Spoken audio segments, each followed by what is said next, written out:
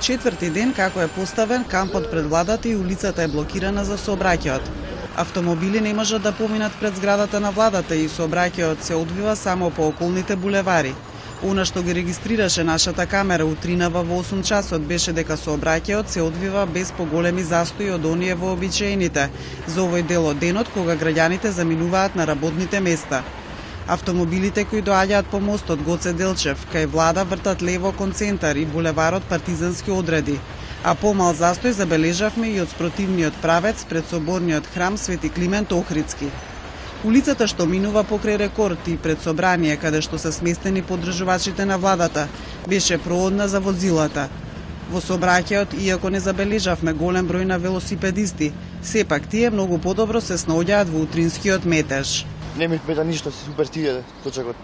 Дали е полесно со точак движењето? Па полесно е. Помаќе гужви има, побрзо се стига кај сакате.